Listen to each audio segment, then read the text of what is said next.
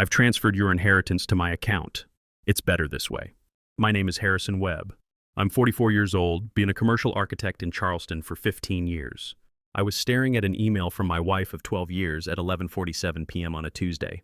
Samantha was supposed to be at a wellness retreat in Arizona. Instead, she'd just tried to steal $620,000 from me. But what Samantha didn't know was that I'd been expecting this for months. The email came with a photo. Blurry image of her and some bearded guy on a balcony. Sunset behind them, wine glasses in hand. Her smile different than any she'd given me in years. I closed my laptop, walked to the kitchen, poured a glass of water. Stared out at the backyard we'd redesigned together 3 summers ago.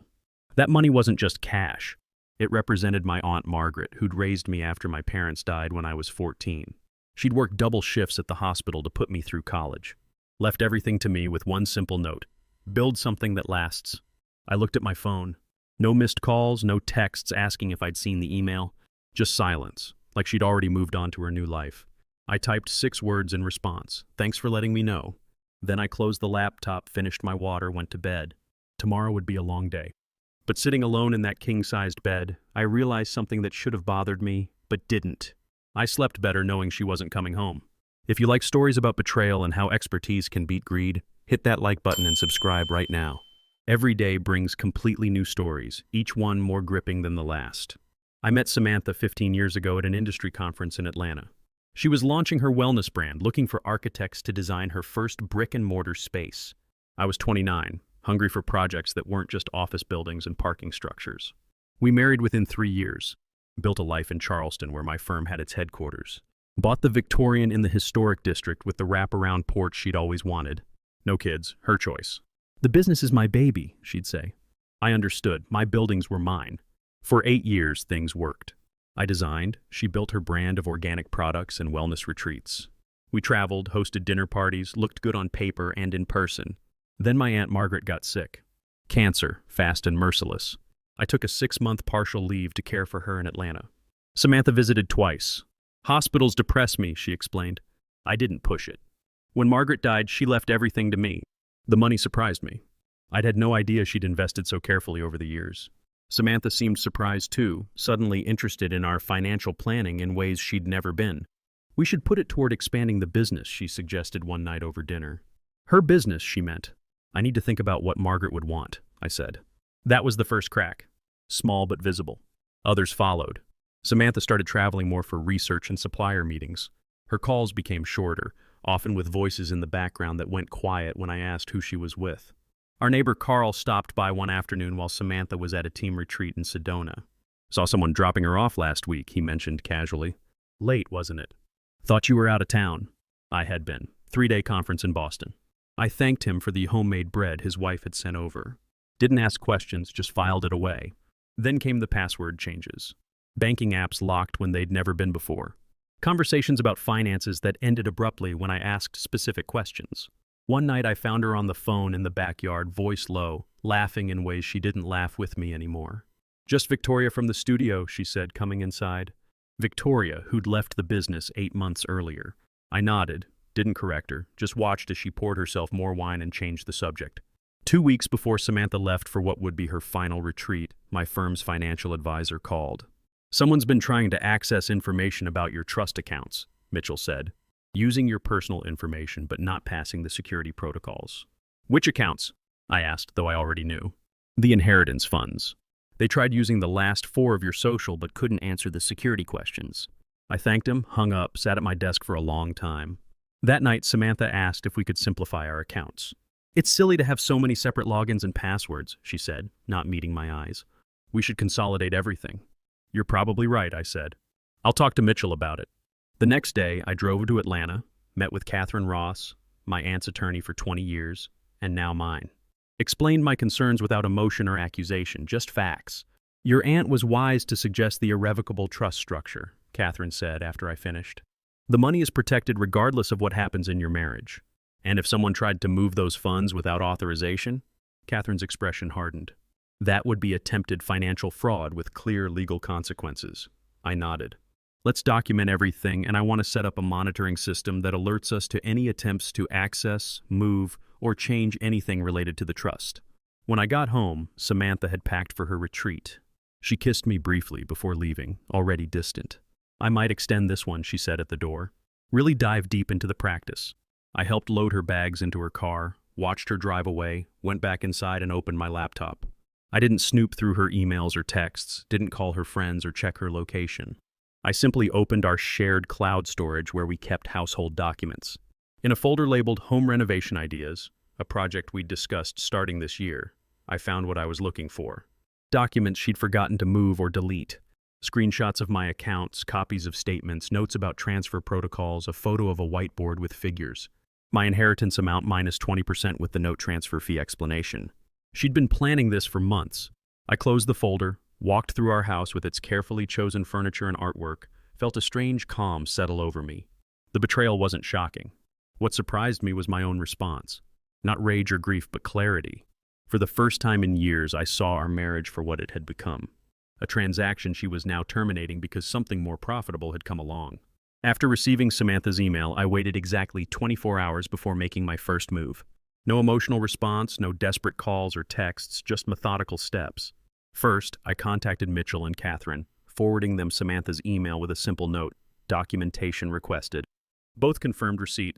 Neither needed further explanation. Then I called Gregory Pierce, a divorce attorney Catherine had recommended months earlier during one of our hypothetical conversations. His secretary scheduled a meeting for that afternoon. By noon, Samantha had texted, "Did you get my email?" I responded, "Yes." "That's all you have to say?" She wrote back minutes later. I didn't answer. Instead, I drove to Gregory's office downtown, where Catherine joined us by video call. "The attempted transfer creates a paper trail," Gregory explained, reviewing the documents Catherine had sent over. "There are multiple elements that work in your favor. The funds were inherited, never commingled with marital assets, properly maintained in a trust structure, and she has now openly admitted to attempting unauthorized access." "What's next?" I asked. "File for divorce immediately, citing financial misconduct. South Carolina isn't no fault when fraud is involved." I signed the paperwork before leaving his office. At 4:30 p.m., my phone rang. Samantha's name on the screen. "You're being childish," she said when I answered. "No greeting, no how are you. This doesn't have to be difficult." "I agree," I said. "Then let's be adults about this. The money is already moved. Fighting it will just drain more through legal fees." "Where are you staying?" I asked, changing the subject. She paused, thrown off balance. "What does that matter? Just curious where home is now." "Harrison, focus. We need to discuss the financial arrangements. I'm having my lawyer draw up settlement papers. It's better for both of us to keep this clean." "Who's your lawyer?" I asked. "Kenneth Walsh. He's already reviewing everything." I wrote down the name. "That's helpful." "Thank you, Harrison. Are you even listening? This doesn't have to be difficult. You said that already." I kept my voice neutral. "I appreciate your concern for making this easy." Another pause. "What are you doing?" "Nothing yet. Getting used to the idea, I guess." I could hear her relax on the other end, misreading my calm as resignation. "It's for the best," she said, softening her tone. "We've been moving in different directions for years. This is cleaner than dragging it out." "You're right," I agreed. "Cleaner is better." After we hung up, I called Gregory back and gave him Kenneth Walsh's information. Then I sent a single text to Samantha, taking some time to process. "We'll reach out when I'm ready to discuss details." Her response came immediately. "Don't wait too long. Papers will be ready by Friday." Friday, 3 days away. Perfect timing. At 6 p.m., Catherine called. "The trust company has recorded 3 separate attempts to initiate transfers from the trust accounts today, all properly documented and blocked. And the monitoring system captured everything. IP addresses, login attempts, timestamps. The access location matches where the email originated from. Arizona, Scottsdale, not Sedona."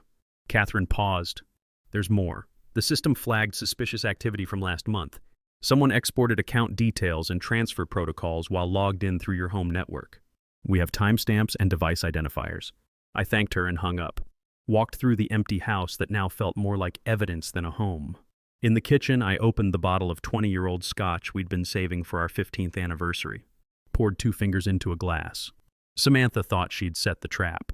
She had no idea she'd walked right into one herself. The next morning, Kenneth Walsh called. His tone was professionally cautious. "Mr. Webb, I'm representing your wife in your separation. She's indicated you're amenable to a straightforward settlement." "Is that what she said?" A slight hesitation. "She mentioned you understood the situation." "Which situation would that be specifically?" Another pause. the division of assets, including recent inheritance funds. Has she shown you documentation of these funds? She's provided statements, he said carefully. Recent ones from approximately 3 months ago. I made a note. And transfer confirmations? She's indicated those are forthcoming from the bank. I see. I kept my voice neutral. Has she also mentioned the structure of the inheritance? The irrevocable trust established by my late aunt? The legal impossibility of what she's claiming to have done? Silence. Mr. Walsh, I suggest you verify the information you've been given before proceeding. My attorney will send relevant documentation to your office today. After hanging up, I drove to Brightstone Bank, where Samantha and I had kept our personal accounts for years. The manager, Robert, had handled our mortgage refinancing 2 years earlier.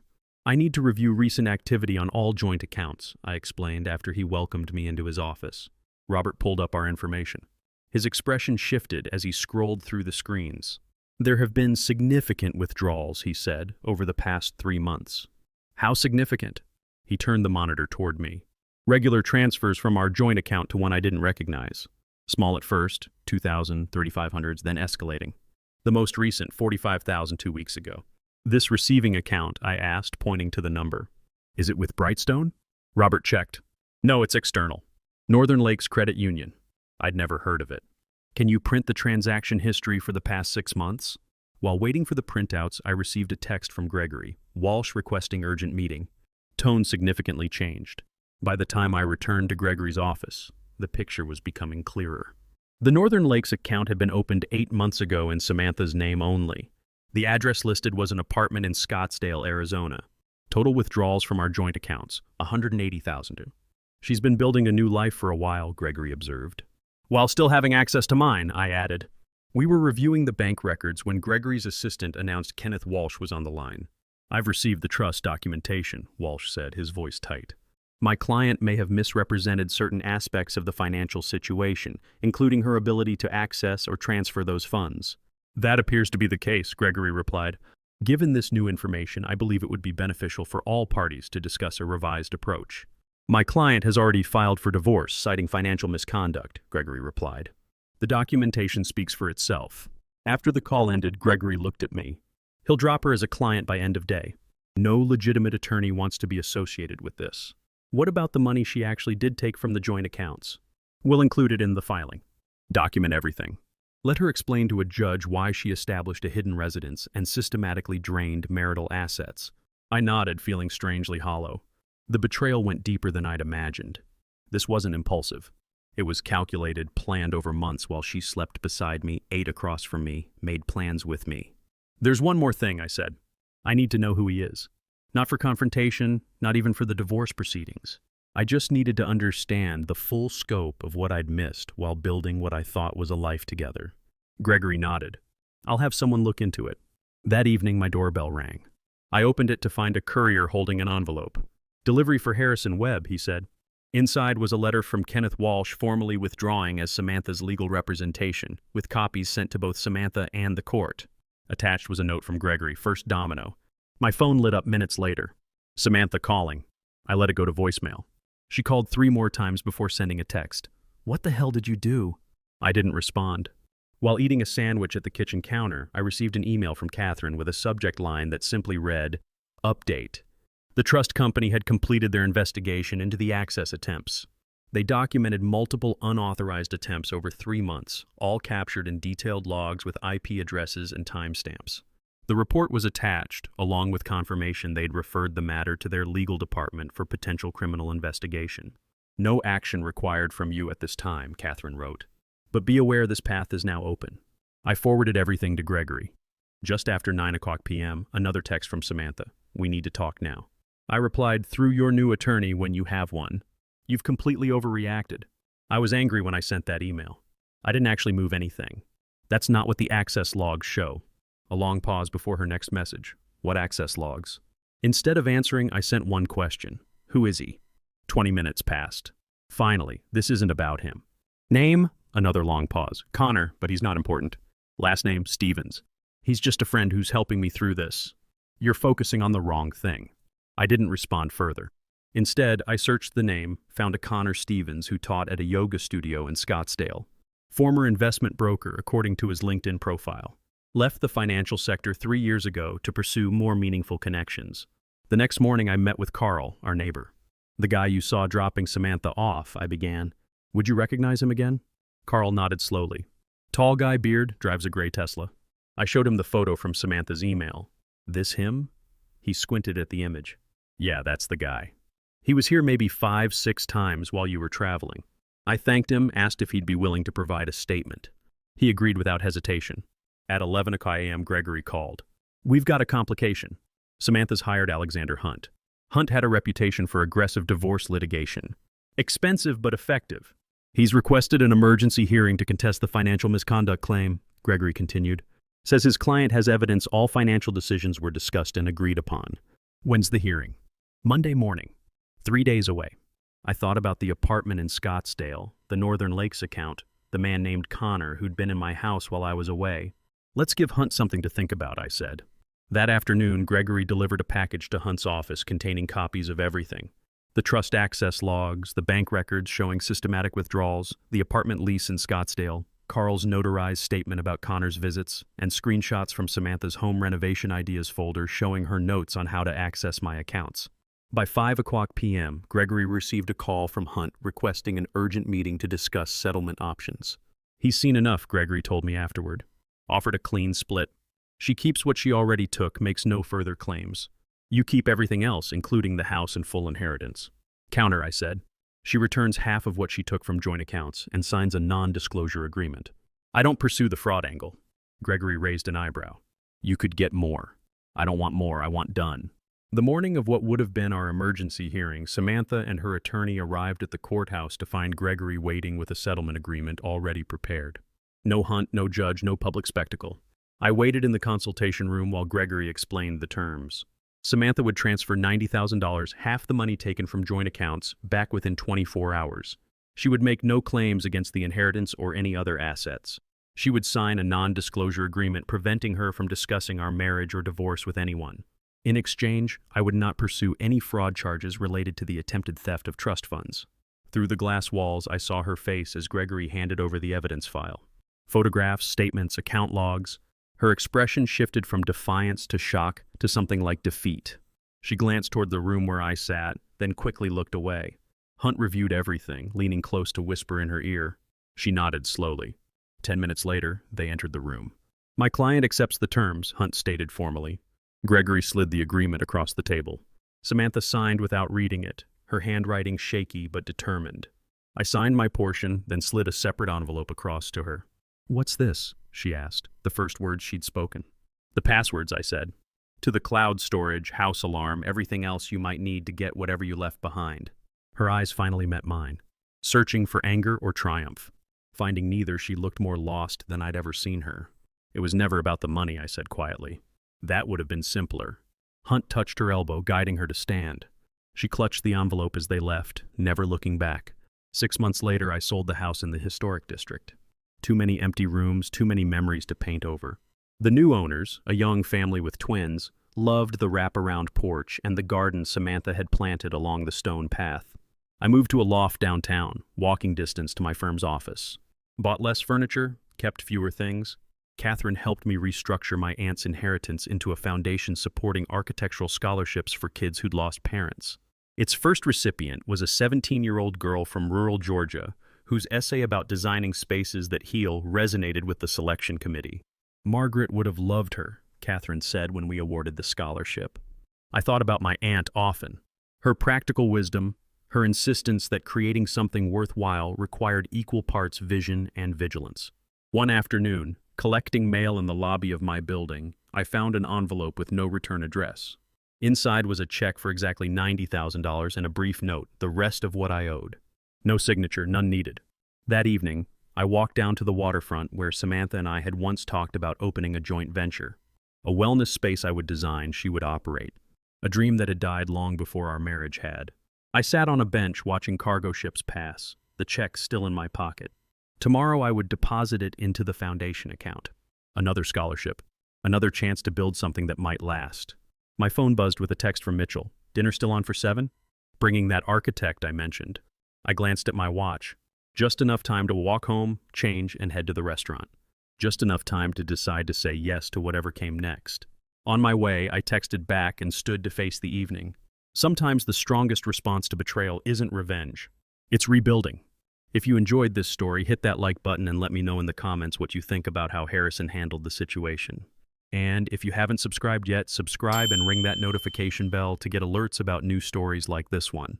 Thanks for watching. See you in the next video.